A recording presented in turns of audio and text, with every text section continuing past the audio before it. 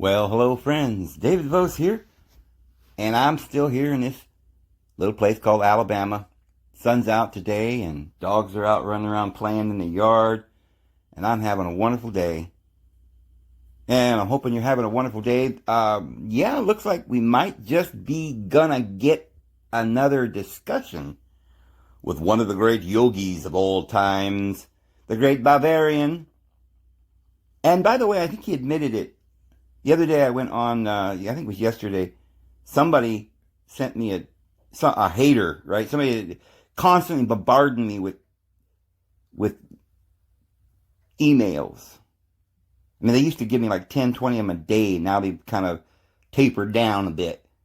They came on and sent a message, I think, on my YouTube channel in the comment box the other day saying, I hate you and I'm done with you.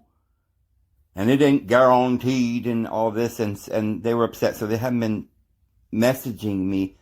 The odd thing is that some time ago, when they first started messaging me, this person, they were saying that, because I was talking about Santos Bonacci at that time, and I was calling him out and saying, hey, this is not true, and Santos was talking about Jesus and the devil being the same person, and that we, I don't know, just some crazy stuff. Flat Earth and stuff like that, and I was talking about Santos and how he was vulgar, and I was watching him, and it was just so.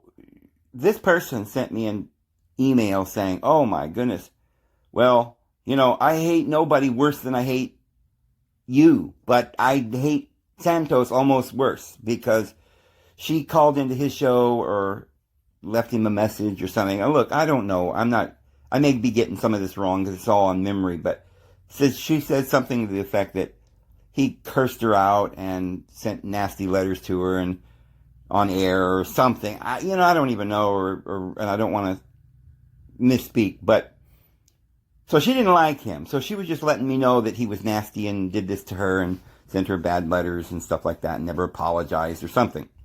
So I remember her saying that. But she, I guess at that time was watching my videos, and then maybe she found something that I was saying that she didn't like. I don't know, I guess she's a flat earther then, because once I started doing this flat earth thing about David Weiss and stuff, she got upset again, sent me another text message or email saying, oh, by the way, bozo, she's just really rude to me. They're over there on their channel, on Santos's channel, or I don't think it's even Santos Bonacci's channel.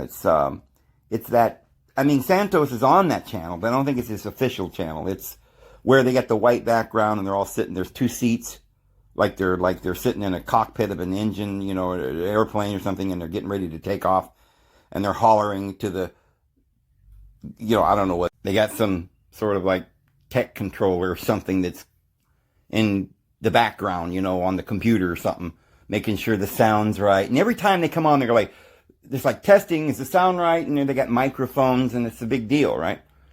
Well, she sent me the link, and I clicked on it because she said they were talking about me. Well, sure enough, David Weiss was on there. Santos wasn't there. But that other guy, somebody actually told me he used to be a Jehovah's Witness. Now, I could be wrong. I'm just from memory. And somebody else I didn't know, they were sitting in the two seats in the cockpit, the white wall behind him and some weird crosses and sundials or something, and, in behind him. And I had to scroll a little ahead, and I found where they were talking about me. And David Weiss said, yeah, I guess this guy named David Vos has called me out, and he don't believe in the flat earth or whatever. And I accepted, or, I told him I would, but he refused. I was like, what are you talking about? You never sent me a message saying you would do it or whatever. Well, I woke up this morning and he had sent a text message, but I guess it was in some other, it didn't have his name, so I didn't know who it was. He said I deleted it. Well, I didn't delete anything. In fact, maybe there was a comment that I had deleted because I didn't know who it was. I don't know. But anyway, he went ahead and messaged me with his little icon, and it said David Weiss. I knew who it was. He said, I accept your challenge or something or other. And I said, okay, fine. So we're going to have a debate, I guess. But the point I was trying to make originally is that I watched just a little bit of this clip where they were talking about me, and David Weiss says, yeah, he says I'm a German. That's why because they were talking about how all of these guys are being ridiculed. People are making fun of them and mocking them and saying they're government shills. Because I had mentioned that a lot of these people are all government shills. They're paid shills. These people that are flat earthers, a lot of them are paid shills. And he's like, yeah, they think we're paid shills, and they were laughing and mocking, and they just have a good old time, they never have any real content. They're just laughing and mocking at the world and science and the Bible, and Jesus is really the devil and all that. I don't even know, because I don't really watch him anymore much. But I listened to it for a minute, and he said that I was claiming he was a German, and therefore he was a paid German shill. Well, what I said was a Bavarian. And I think everybody knows that German, Bavarian, it's the same thing. And the implication is deeper, and I hope they understand what the implication is. All these Bavarians like Sitchin and Valenkowski and all these people, Van Daniken, Einstein and the Epstein and the Weinsteins and all of these Bavarians and the Bergs and the whatever, you know what I'm saying. Well, he admitted, somebody said, oh, well, maybe he thinks you're German because your name is Weiss. And he goes, oh, yeah, well, maybe. So he admitted that he really was German. But anyway, let's move on to something more uplifting and amazing. Yes, we're probably going to get together and have some kind of a discussion. And I'll be very courteous, and we'll hopefully iron this out. But I've got so many beautiful things to tell you today that I don't even know where to begin. And I was sitting here before I turned this thing on thinking, oh, what am I going to say today? Sometimes I kind of like, what am I going to say if I turn this thing on? I'm like, well, I'll just turn it on like I always do, and something will come out of my mouth, because I got a lot of thoughts just, in my head. Things have been happening today, and, like, for instance, just, I don't know, a couple of hours ago, my good friend Joshua, who's got a beautiful YouTube channel and TikTok and so forth, and, I did that, I don't know, what is it, podcast with him and Derek, the Global Witness guy. So the other day I did the podcast with Derek and Joshua. Well, I really didn't know Joshua very well then. I guess he had called me once, and I didn't even remember that. And, but now we're really good friends. And he is just an amazing person. I mean, just literally is as sharp as he's so brilliant. He's so brilliant, and the Holy Spirit is definitely with him. And so I want you guys to, if you can, check him out. But he and I kind of been collaborating, and just he'll call me, and I'll or something, we'll text, and he's just got a brilliant mind. But he said, hey Dave, because we've been talking about how the Septuagint is the only correct version, and the Masoretic scribes have lied about a lot of things, and they take things out like the virgin birth. He said, Dave, you were talking about the Septuagint and how the Masoretic scribes took stuff out. So he was reading in the Septuagint version, and he read in the book of Exodus chapter 1, verse 11, where they were down in Egypt. The children of Israel went down there, and they became slaves, and they put a hard taskmaster over them, and they began to build these cities. And in our Bibles, in all of the Bibles, this mentions these two cities, Ramses and Pithom or something. But in the Septuagint, it mentions a third city that they built, and it's the city of On. Let me show you guys. It's verse 11. It says, and he set over them taskmasters who should afflict them in their works. And they built strong cities for Pharaoh, both Pitho and Rameses and On, which is Heliopolis. Oh, wow. That is beautiful, guys. Do you know, I find it absolutely beautiful that is there. I hadn't actually remembers reading it, but you probably remember we've talked about that when Joseph went down into Egypt before his other brothers, they sold him to the Midianites, took him to Egypt. He went down there and he married the daughter of On. And that's in our Bibles, the daughter of On. So in our Bibles, it calls this city that we know today as Heliopolis as the city of On. Well, the Greeks called it On sometimes in the translations of our Bibles, but in the Greek koine, but it's also in Greek, they would call it Heliopolis. Now, you know what Helios means the sun in Greek. And we also know that An and On is the Sumerian deity. And in Greek, they've got Oranos, Anos, but it starts with an or. Well, originally it was the city of Ra. This is what's crazy. In Egyptian, it was the city of Ra. But they renamed it to Heliopolis. And this city is really important, and I want to talk about it. It's also the city of On, the city of Anu. But why would it be then that they would call it Urano in Greek? Why Oranu? Why is it that in the Sumerian it's An or Ano or Anu, but in the Egyptian it's Ra, which is R-A, or you could have it A-R, because in different languages, like Hebrew's left to right, we go from right to left. So if it was not R-A, if it was A-R, you could change that vowel to O and it would be or. So in almost all the languages we have today, we have this or.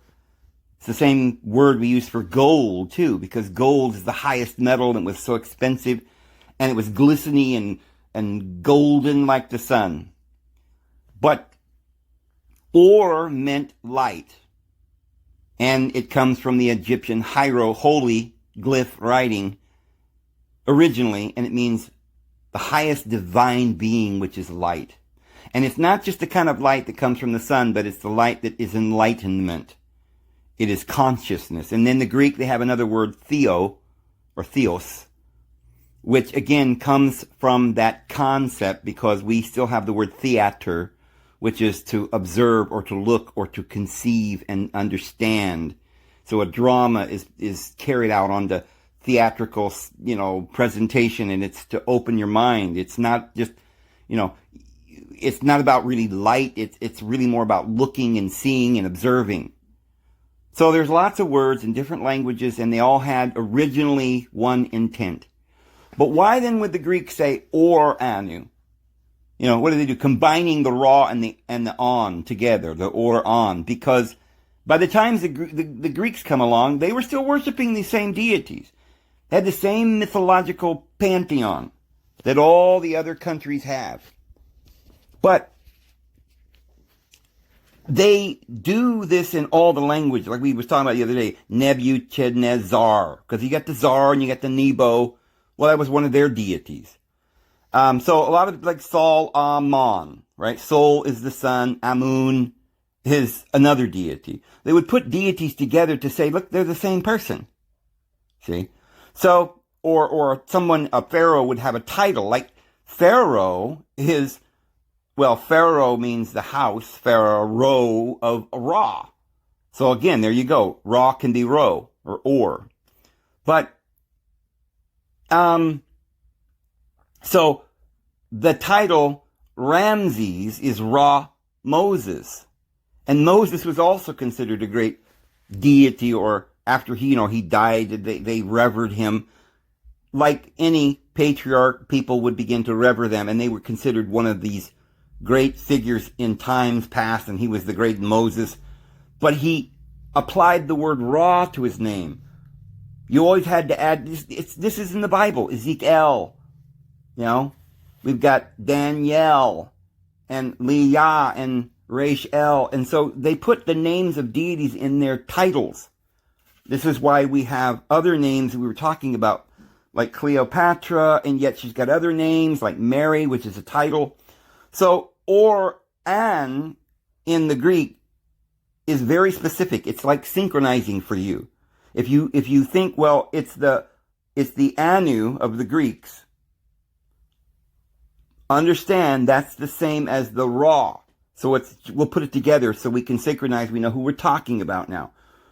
This city was the city of Ra, also the city of On, and therefore it's Uranos, the highest deity. And therefore it's the highest light. But now we understand something. The city was the great metropolis, Heliopolis. Opolis means city, and Helios means the sun. So it's the city of the sun, the city of Ra. Well, so many Christians today say, oh, well, that's a pagan place. They were idolaters and blah, blah, blah, it's terrible. Well, that happens to be a city of the Lord. He sent his prophet down there, Joseph, and it was the people of the Lord that built that city.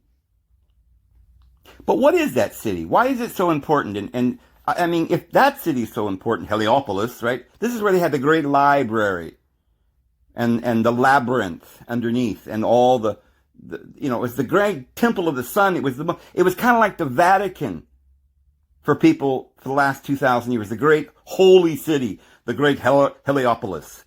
And all the world understood that was the great hub of the great deity. And other kingdoms in the world, they weren't like worshiping other deities. No matter whether you're in India, we'll talk about how Buddha is the same as Ezekiel. And you see, these 12 prophets that we have in our Bibles, we think, oh, that's just for us Christians. That's our prophets, right? But we don't believe in that Buddha over there, and Zoroaster up there in Persia. Do you know that Zoroaster is Daniel, the prophet? Do you know that Dionysius in Greece is Elisha, the prophet? This is what we're going to show. These prophets, there were 12 prophets. They call them minor prophets. But they're not minor at all. They're the 12 that were incarnated later on as the 12 apostles. Now, there's there's other prophets, the 4. Isaiah, Jeremiah, Ezekiel, and Daniel. They are above the rest. They're different than the other 12. And then there are, you know how in the Bible it says that in the New Testament where John and Andrew came, their mother, and said, Jesus, may I ask of you that my 2 sons shall sit on your left hand and on your right hand in the kingdom. So in that verse it says they were the sons of Zebedee. Another place it says it was the mother of the sons of Zebedee that came and asked Jesus this. But Jesus gave a very interesting answer. He said, well, that's a pretty big deal, and it's not mine to choose, but it is for the ones that it is prepared for. There is a destiny involved. And so it has been prepared from the founding of the world. So Jesus wasn't saying that he wasn't the highest and there weren't 2 others that would sit at his left and his right. He didn't say it wasn't true. He just said that whoever it is, they're destined to do that. Now, we know that it actually was these 2 people. These are the 2, the sons of Zebedee. This is James and John. And there at the Mount of Transfiguration, we see Jesus was there with Moses and Elijah. Now, we'll explain that here in just a minute, but that is the 2 that stand before the Lord of the whole earth, right there on the mountain. Moses and Elijah. And there with them was James and John and Peter. So James and John, remember we've talked about how important this James was, because it says in the Bible that heaven and earth came into being for James. It tells you that. So, interesting, isn't it? But that tells us that there is a hierarchy of which Jesus is the highest, and there are 2, James and John, that are just beneath him. And, of course, the highest would be his Father in heaven. He says, my Father is greater than I am, and his divine mother, of course. And so this is why it says in the Bible that these 2, they're the 2 witnesses, the 2 anointed ones. They stand before the Lord of the whole earth, and that is right at his left and at his right hand, and that is Jesus is in the middle. And so when Jesus was on the Mount of Transfiguration, there were 2 that were with him, Moses and Elijah. And those 2 are the greatest 2 men that ever lived. Jesus said it. Jesus looked at John the Baptist, who was, he said, Elijah, reincarnated. And he said, there's never been a man born of woman greater than that man. Elijah was the greatest man that ever lived aside from Jesus. Okay? And of course, Jesus' father, who was greater than Jesus, right? But that's not part of the three. That's above Jesus and the other two. That his father and his mother, that's the divine being, right? And part of that divine being is the Son, who is Jesus, and part of that is all of us. Then there were the 7 that were from Adam to Enoch, the 7th in line from Adam. And these 7 are the 7 archangels. But we've talked about some of that. But we've got these 3 that form a grand pinnacle of authority that trumps the next in rank, which would be the 7. And after the 7 is the 12. But remember that the 12 are really 24. They're the 24 elders that are around his throne. They're considered 12 because they're each of these 2 individuals that are husband and wife. They reign together as a rex seclorum. Now, think of that word. Rex, we know, means king. Actually, it means a king priest, a high king. And quorum means the smallest, the fewest number of individuals that must form a council. See, other than the one, right, the whole, the divine being itself, on earth where there is a group of individuals, you have a quorum that reigns over them, and the quorum is the number of individuals that is the least number that you can have that will reign over the rest, and that is the 2, the husband and wife, that make a rex seclorum, which is a quorum of authority. And that quorum is the husband and wife, and they reign. A king priest. And it's a husband and wife. And so there are 12 of these, husband and wives, and they are then 24 that rule the world. So, I'm telling you this because the grand city of Heliopolis was very important. It was the great holy city. And it was the city of Ra. And the son of Ra, or the son of On, was Joseph. Joseph was a lineal descendant of On. But he couldn't just do that by himself. He had to marry into the pharaonic, or the house of deity. Just like that's their way of saying the house of David. David is also a word of divinity. David, or Davy, is divine, which is also where we get the word deity, Daud, and Theos. These are divine titles. So the house of David is the same as the house of Pharaoh. And you must have then at the top a king and a queen to reign. So this is what the Elohim is that reigns and that said, let us make man in our image.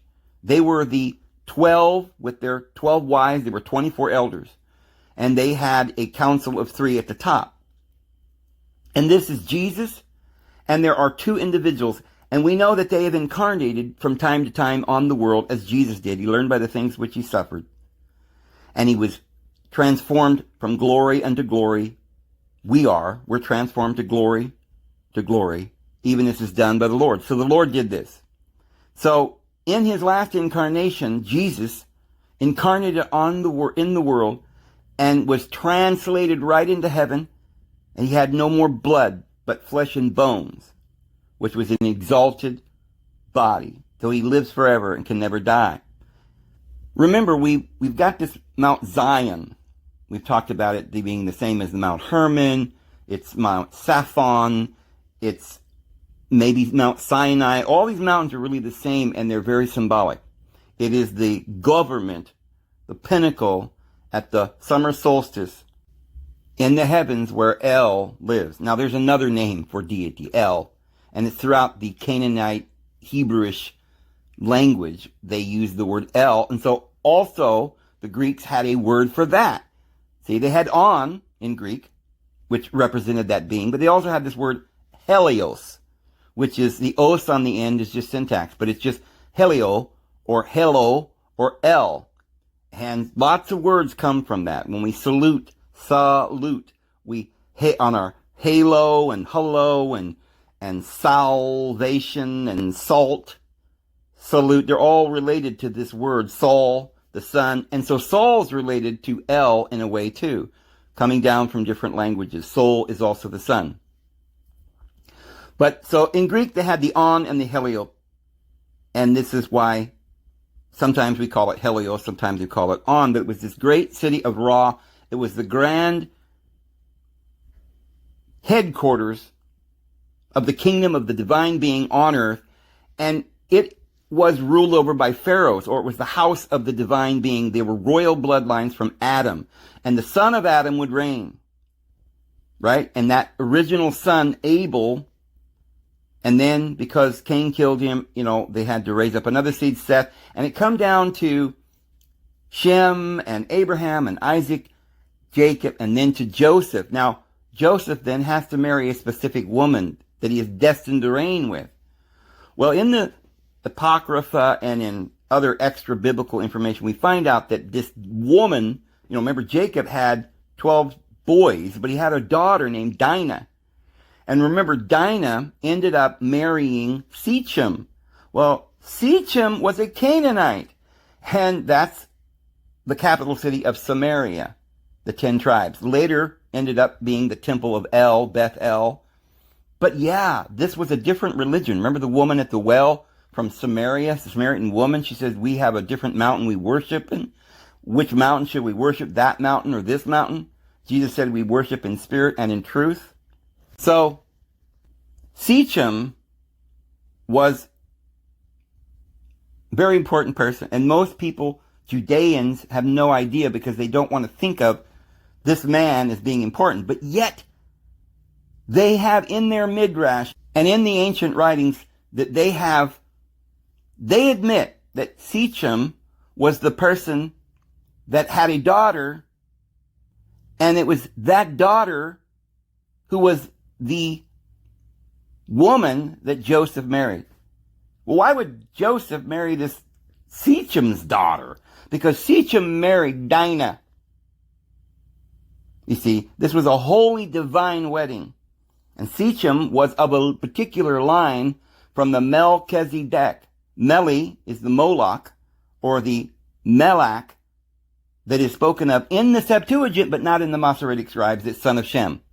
So he was this lineal priesthood from Melchizedek, Zadok being the righteous priesthood. And Melach means king also because it's the high king priest of righteousness. And his son, see, these priesthoods take on the name, like Aaron, the Aaronic priesthood took on the name of Aaron, right? So, because of somebody's name, well, Zadok was a very important person. It tells you about this. I think it's in the book of Jubilees or something. It explains who this person, this original Zadok was, and who Melech is. And so it's in the New Testament, in the lineage of Luke. It doesn't leave that out, but the Masoretic scribes do leave it out. And they leave out the city of On, because they don't want you to know that that city, which was really built about the time, they say about 1800 BC. Well, that's when Joseph was down there. And so it was the children of Israel that built it, not just the Judeans, but all 12 tribes. That is, all the people of the world, they got together and built this grand city. It was the capital of their great city, but it was in Goshen, where they reigned for 500 years. That's the northern Egypt. And then there's the southern Egypt, which Solomon united the two kingdoms, the whole world at the time, and built the temple at Luxor or Karnak. And the reason I want to tell you that is because I want you to understand there are two capitals, one at the north and one at the south. There always is. And we need to know what these cities are, because you see, Heliopolis was a city in the northern part, in Goshen. It was a city that was built for the deity at the top of the wheel, at the summer solstice, where Anu in the heavens reigned, or El upon his Mount Saphon, or Zion, or the mountain of El, or the Olympians, the El Olympians, and the 12 Olympians, or the 24. that ruled over that mountain. So, in that city of Heliopolis, or the city of Ra, they had what we call obelisks.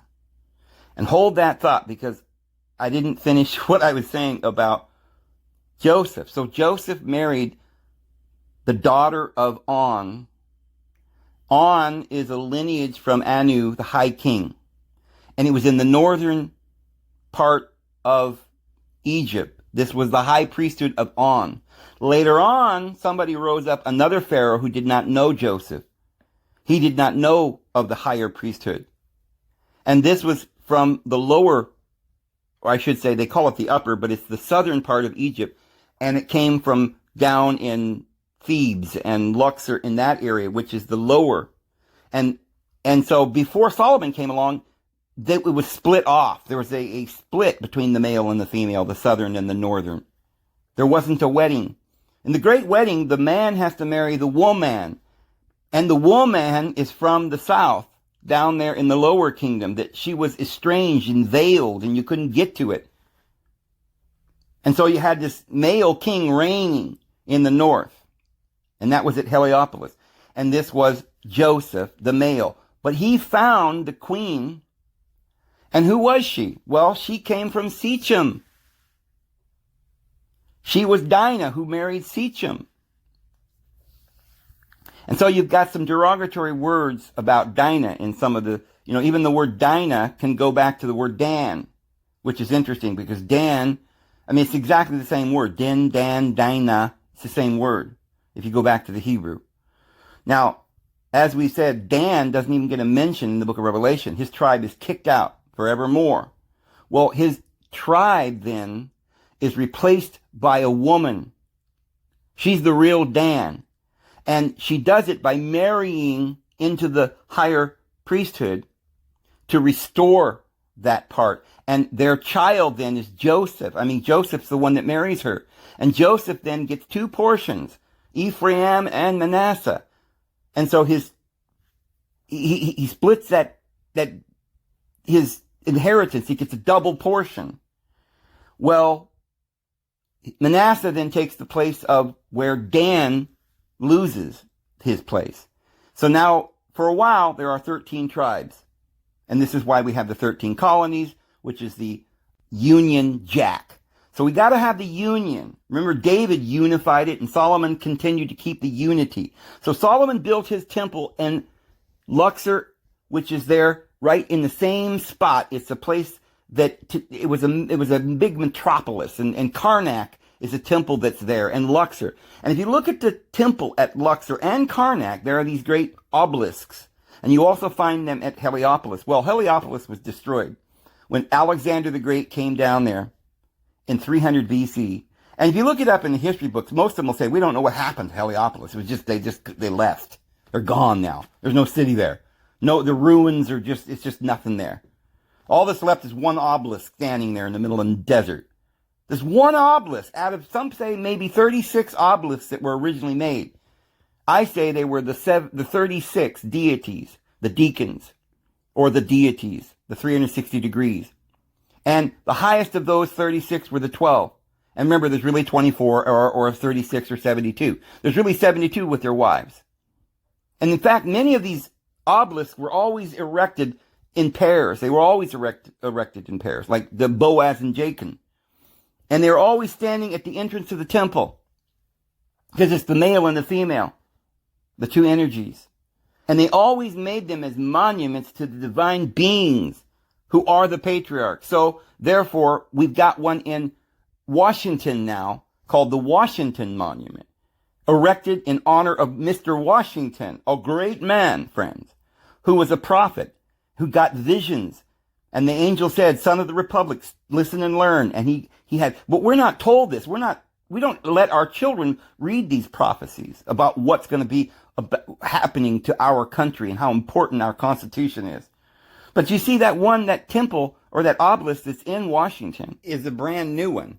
They made it in like I think they started it in 1845 or something. and finished it sometime like in 1875 or something. And this is when they built Washington, D.C., and of course they changed the Constitution and so forth. But they made it out of some marble that they quarried right here in America. It's a brand new one. They didn't take that from Egypt. They didn't take it from Karnak or Luxor or Heliopolis, right? Because they took a lot of them to Rome. They took some of them to different places. There are 7 places where they took these monuments. One is New York. There is one in New York. There's some at the Vatican. There's some in Istanbul, Rome. But there are 7 places in Greece. Because these places are where the headquarters of the world came along. So when Alexander came along, he had to level the city of Heliopolis. Why? Because they were moving the headquarters of the world. They did the same thing to Rome, the capital. It's not there anymore. Neither is Athens, Greece. It's just in ruins. Or the original Istanbul, and it was dismantled. I believe London will be dismantled. It will be destroyed. Remember, this all goes back to Babylon that was completely and utterly destroyed, and the city of Jerusalem that Jesus said not one stone will be left upon a stone. That is the capital. And by the way, that word capital, we still have Capitol Hill in America. That word in Latin, caput, means the skull or Golgotha. But they will level it to make a new government, right? The 10 kings, the Lord puts it in their heart, it says, that they shall burn her with fire, the great harlot, that city that has a kingdom over the kings of the earth. And so I do believe that we will see Washington, D.C. leveled shortly. And it would degenerate from that glorious, grand, original kingdom where the son of Ra ruled on his throne. We didn't have a democracy, we had a theocracy. We're not supposed to be in a democracy. We're not supposed to be in an oligarchy. We're not supposed to be in an anarchy. We're supposed to be in a theocracy. Theo meaning the divine being Zeus. The Attic, Greek, Athenian spelling of Zeus is Theos. And we're in a theocracy, meaning that we are going to obey Zeus. That is the truth. That is whose father is Uranos, which is Ra Anu. And so the daughter of On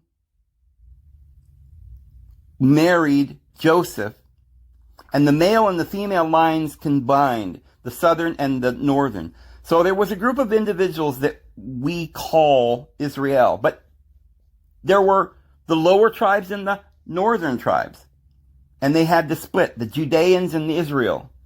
So they each had their own temple. Jerusalem, what Solomon built, remember he built Jerusalem. That was in the southern area. If you go south from Cairo, which is, Heliopolis is a suburb of Cairo. The pyramid of Giza is right there in the suburbs of Cairo, or Cairo, however you pronounce it, as well as Heliopolis and the great obelisks. This city of Heliopolis is Cairo today. It's the same area. It's the same spot, right where the pyramid is. And that's in the northern part of Egypt, up in the land of Goshen, where Joseph reigned. But in the southern part of Egypt, their capital was at Luxor and Karnak. And they also had these obelisks. Because you see, there are deities in the lower part and there are deities in the higher part. And these deities have got to, originally, they have got to be all together in one family. Ruled over by the 3, by the 2, and by the 1. All in a grand family of our divine mother and father. And if you look in the Egyptian teachings, it says that Ra was the first. And then there is Atum, and all is from Atum, because everyone is from Adam. And all the children. And you say, so you've got a lot of people that are black that say, oh, well, Egypt is all black. Well, it's the land of the black ones. It's called Kim. And Kim is also the same word in our Bibles translated Ham, Cham. and it means the black one. And it was truly a description of his skin color. But if you look in the north, you have another person who has a description. His name describes his skin color. His name is Laban. So Abraham would go and get a wife from Laban's house. So the land of the black soil, which, by the way, is where we get chemistry. Chemistry is the ancient sciences from the southern kingdom. From Chem, but that's the lower part of Egypt. So there had to be a combining of Laban and Chem. There has to be a combining of Shem and Chem for a unity to take place. Right now there's animosity. There's separation because Yahweh, by his law, separated the man from the woman. Not by taking a rib out of Adam. Adam is plural. Male and female was Adam. It's neither male nor female, Adam. He's both. But Adam was split in half, not a rib. Doesn't say that in the Hebrew. And woman is half of Adam. But the male continued to keep the name Adam. And so the son of man that was to come was the son of Adam, who would be the Lord of the earth. And so Joseph then is having the holy wedding. Jesus had the holy wedding with Mary Magdalene, and we'll talk about that too. But I don't know how deep we're going to be able to get into that, where we'll get to Jesus and Mary Magdalene in this video. But what I'm telling you is that this grand city, Heliopolis, the city of Ra, the city of the grand king, the glory of all the earth, is in the north, Mount Zion. And the original great grand city of the king is really in America. But after the flood, they got on a boat and they came to the area around Egypt. That's why there's pyramids there. Because in Atlantis, they had great pyramids. So it's like there's one building that still survived the flood that's called the Great Pyramid. And that was a very holy site that retained some of the mysteries from ancient Atlantis. So when Lazarus died, they put him in the grand sarcophagus in the Great Pyramid, which is what Osiris did. Osiris was put in there, and that's what that grand king's chamber is. And that is a monument to Osiris, who is the great king, whose son was Horus, who is Jesus. But they were incarnated at different times, and this has been played out many times. So this Heliopolis is the great city, which is today Cairo or the Great Pyramid of Egypt. It's all one location. And so these kings were commemorated by monuments. This is why they made a monument in Washington for George. He is a very important man who got visions from the Lord, who is called a prophet. By the way, Buddha is Ezekiel. And the Quran tells you that. And Ezekiel is the same as one of the names that they understood was Buddha in the Quran, Duakiel. But I don't know if we're going to have time to explain that. I do want to do a video. There's a train in the background. I'm gonna click this off for a second and get back to you when the train's gone. Okay, we're back. The train is kind of going off in the distance now. And so I got to remember what I was talking about. So I don't think I mentioned that or made it clear that, so Jerusalem was in Judea, in the southern part.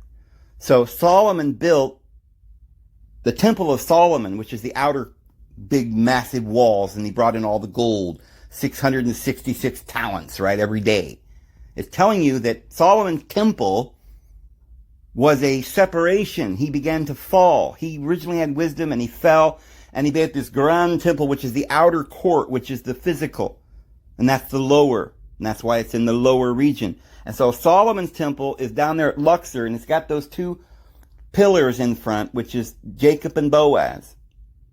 And those are those two monuments. They always built these two monuments. So they had them in pairs. So they did it in Heliopolis, they did it in Karnak, they did it there, they brought them to the Vatican, did that there.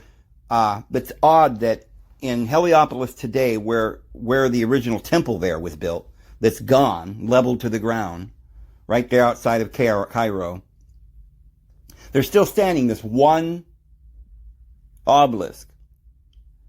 It's a beautiful thing. And there was another one standing beside it. They were in a pair, and that one's gone because they came and looted them. So Alexander the Great came down there and leveled Heliopolis. Why? Because it was the capital. It was the Vatican. It was the headquarters. And he wanted to move this headquarters to Greece. So they built it in Athens. And they removed these monuments over to Athens. And later on they put one in Rome, and now in Rome they've got these obelisks that they removed and put there. And then later at Istanbul, and then they've got them in London, because that became the world capital at some point. Some dictator came along, and as this goes on, they lose these mysteries. We're slowly losing until the 7 becomes 7 heads of the dragon and the beast, and they no longer know who they are. But one day we will recover all of these monuments because they stand as a witness. It says in the Bible, in the book of Isaiah, I think in the 19th chapter of Isaiah, which, by the way, that's a beautiful area. And the book of Isaiah is amazing, but I like the chapter 17 and 18 because chapter 17 and 18 talks about going across the ocean to America and where you find Zion and all of this. And then, like I said, in the 19th chapter, it tells about the Great Pyramid being this great monument, which means a pillar, like the Washington Monument, but it's the original. So we see that the Great Pyramid stands as a witness unto the Lord at the border and in the midst of Egypt thereof. The border and the midst. How could it be in the middle and at the border? Because there is a northern Egypt and a southern Egypt. And the Great Pyramid stands on that border. The northern part was Goshen, where Abraham was the Pharaoh. That's the northern pharaohs. That's the northern lineage, right? The male line. The southern, they had their own priesthoods. They had their own dynasty. And that had to be married. So in the ancient teachings, like in Sumerian tablets and stuff, it teaches that they had this problem with division, and there were the southern kingdom fighting with the northern kingdom. Right? And people having dualisms and nobody being, there was a split. Basically boils down to male and female, these negative and positives, not knowing how to get along. So there has to be the great wedding, and there has to be one from the north and one from the south that they would wed. So this is why Cleopatra came and spoke Egyptian, and her name was Isis, and one of her names was Aphrodite, because it means Africa, Afro. And she married in the Ptolemy line, which is the male line, from Zara, Caesar, Czar. And that's the line from Alexander, who had these children that made a male line that went all over the world and married into these kingdoms all over the world, these male children of Alexander the Great, one of which came down to Caesar. And the female line, which is Cleopatra, she had a bunch of daughters, and she sent her daughters all over the world, and they married these kings to make peace, to make unity. So the Jeremiah the prophet is spoken of in the annals of Irish chronology, was recorded as taking a grand princess from Egypt, whose name was Tia Tithi, and she had to be taken all the way up to Ireland, because, they had the Zara line up there, right? The Tuatha De Dananns. But they needed, in order to make the kingship, to have the kingdom, they had to marry a line from the southern tribe, from Chem. It had to be. This is why Jesus married Mary Magdalene. And the Judeans just could not comprehend what was really going on, because these mysteries were much too deep and they didn't understand them. So I know we can determine from history that these obelisks were created in honor of these great deities on the council. So we have this mountain of transfiguration, and Christ was there, and Moses and Elijah. And he brought with him Peter, James, and John, who represented that three high council. And so they were watching it as a mystery. And they said, "Oh Lord, it's good for us to be here. Would you like us to build 3 tents? One for you, and one for Elijah, and one for Moses." Well, what are these 3 tents? Moses is of the law. That's the flesh. Elihu was the fiery chariot, which is the astral body. And Jesus was the crowning capstone on that mountaintop that they were at, on Mount Hermon. Tells you they were on Mount Hermon in the Bible, which is also where the angels came down and fell and took it over on the mountain, right? Which is what Isaiah chapter 14 is all about. El and his 2 sons, and Baal was one of his sons, or Hadad. And there was the deity that fell, right? And so Yahweh's the one who actually fell and was jealous. The other one was like the Most High, but he was jealous of him. And he said, "I'll send you to hell." So Yahweh sent Jesus to hell because Yahweh made the law and cursed everyone. So that's that, sometimes called Mount Saphon in the Canaanite Ugaritic text, which in the Bible is also called Saffron, and sometimes it's called Zion. Just different spelling. Sometimes it's Mount Hermon, but at the base of that mountain, as we said, there's a pit, which is where the demons, the angels, were thrown into Tartarus, into the abyss. And Jesus stood there with his disciples and said, "The gates of hell will not prevail against my gathering of my people, my church." Here comes the train again. Hold on.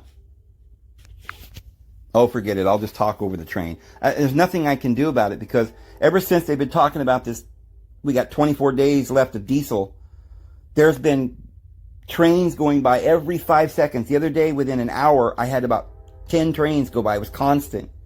I mean, just for an hour. You know, that's unusual amount. And I went out and looked, and they're hauling oil. They got oil tankers.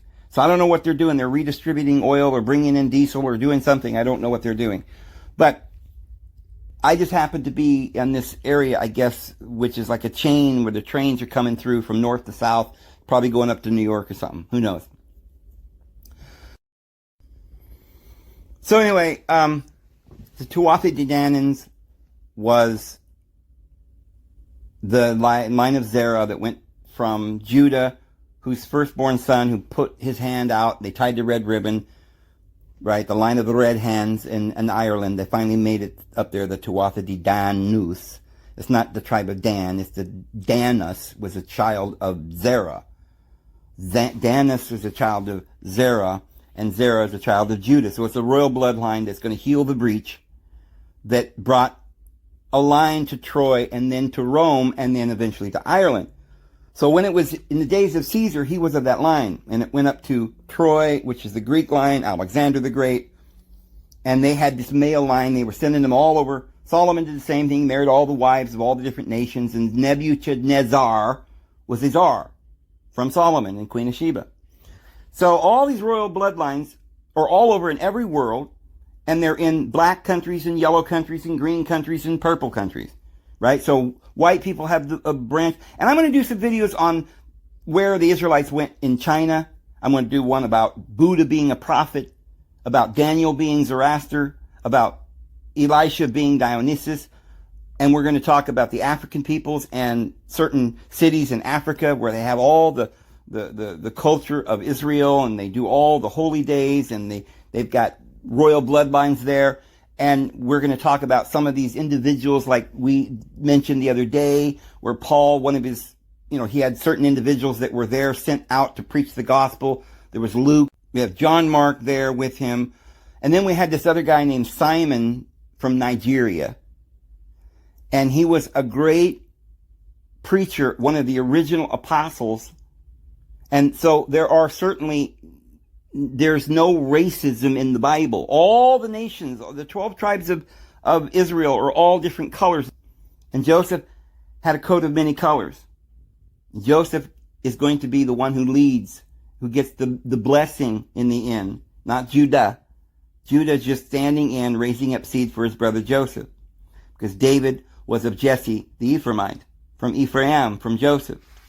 So, we mentioned then that up there in Ireland, they had this king from Zerah. So they had to bring, this is why Jeremiah said, it's in the book of Jeremiah where it says that he'll replant the holy seed taken off from the treetop. I think it's in Ezekiel chapter 17. And also in Jeremiah it mentions this holy seed, the Natsar, the Nazarene, the branch that comes from the top of the cedar, the holy royal branch. And Jeremiah was sent to overturn the royal line, and it will be overturned 3 times. And when Christ comes back to the world, okay, it won't be where you think it will be, because it's going to have been overturned and transplanted into the grand mountains, plural, of Israel. The mountains or the kingdoms are all the governments of Israel that is now all throughout the world where they have gone and they were planted. That's why the Bible says that Joseph was planted like seed. And each of these houses had a royal bloodline. Each of those little twigs or branches, they will all have to then, because they're of the male line, they'll have then to have the great wedding. Okay. And ultimately, that wedding is going to be with Jesus and his bride. And therefore, the bride will incorporate the seed of all mankind. And the groom will be of the other seed. The two, the male and the female, will be joined, and there will be no more schizophrenia. There will be unity throughout the land. Solomon will marry all the wives, which is symbolic of marrying the one woman who carries the seed, the royal bloodline, back to Dinah and Shechem of the priesthood of Melchizedek. So when we go to Heliopolis, which is in the northern kingdom, by Cairo, we find there were these monuments originally built, originally made. And when Alexander wanted to overturn the kingdom, he removed it. They leveled it to the ground, and they rebuilt Heliopolis at Alexandria. And they put the library there. And this is why it was considered a great metropolis and a place of learning. And there were lots of Judeans there, and there were lots of other individuals there. And the line of Ptolemy was there until it was transferred to Rome. And little Caesar, who was Jesus, was the last reigning line of Ptolemy. And therefore, and just like Caesar did, who married Cleopatra, Jesus also married a Cleopatra. Her name was Theomosis Uranius Cleopatra. And she's written in the Annals, and she was a daughter of Cleopatra VII, who was sent to King Phraases up in Persia. And they had a daughter named Julia Urania. And we talked about that the other day in that video. But this great wedding then will unite the world, and ultimately it's talking about the flesh and the spirit.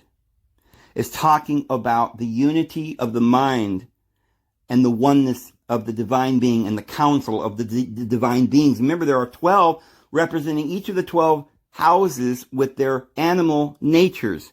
And these are all certain qualities of this nature that we have to reconcile. The nature of the lion, the nature of the bull, the nature of the eagle. Each of these animals have or reign in various kingdoms of graduation. So the bird is the king of the sky, and the bull is the king of the domestic animals. And the lion is the king of the jungle.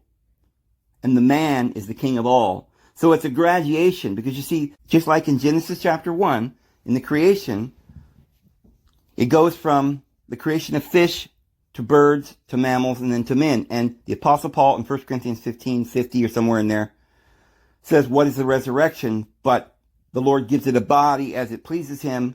He says there is the body of a fish, there's the body of a bird, there's the body of a mammal, and then there's the body of man. And he talks about each in his own rank. And then after that, in the resurrection to eternal life, there's still eternal progression. It'll be like the sun or the moon or the stars, and each star different star in glory. So you get sun, moon, and stars. There's just 3 gradations, which is a gematria number that refers to heavenly things, whereas the number 4 refers to earthly things, like the 4 corners of the earth. And also in astrology, there are the 4 fixed signs of the lion, the bull, the eagle, and the man. And so those 4 represent that cycle of rebirth in this place of karma in the lower kingdom. And the 3 are those 3 that we were just talking about.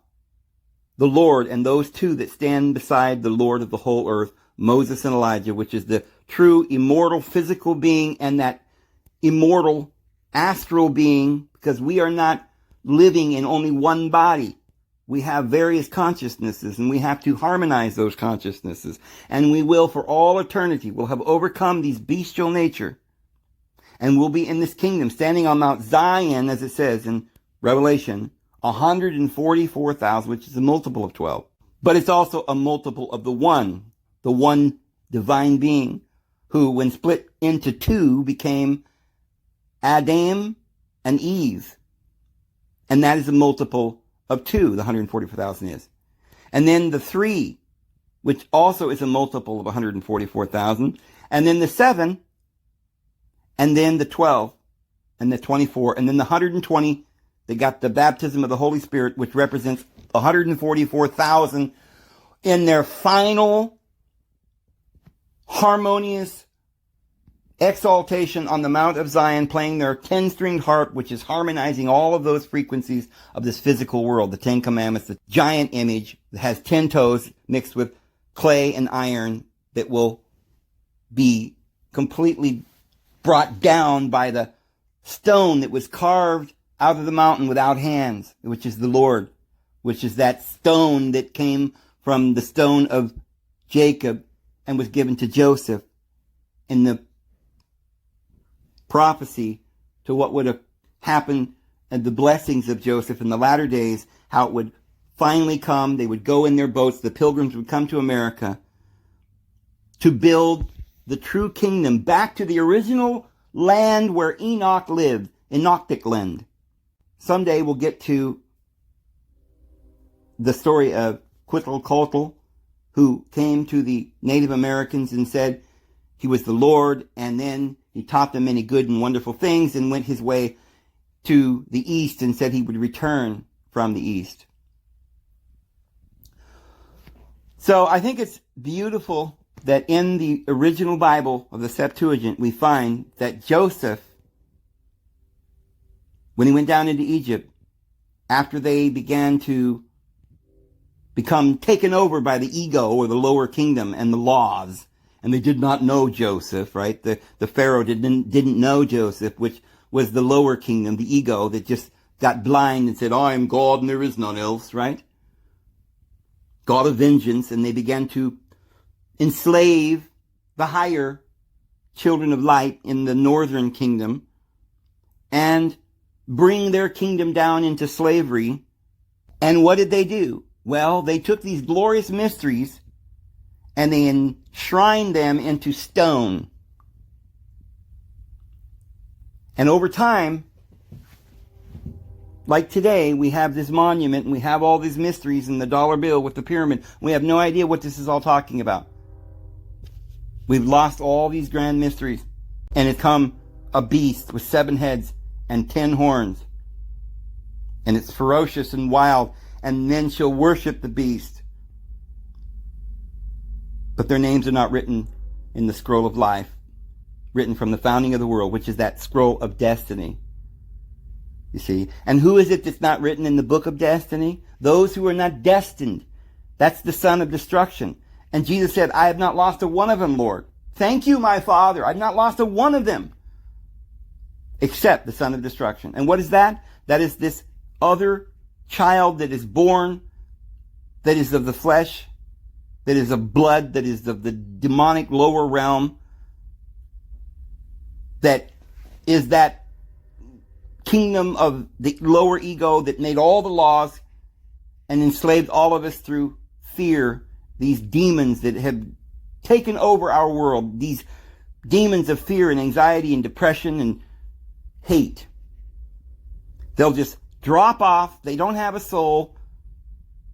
Because you see, we, the children, we came into the world to learn and to graduate and go on to the higher realms.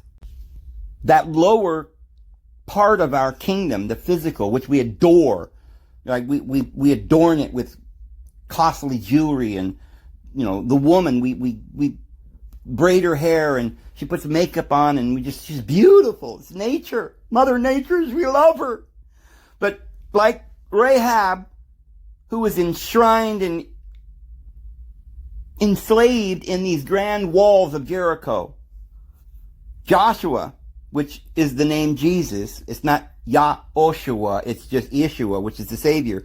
He comes and delivers Rahab, which is your soul, delivers her from this law, from this beast.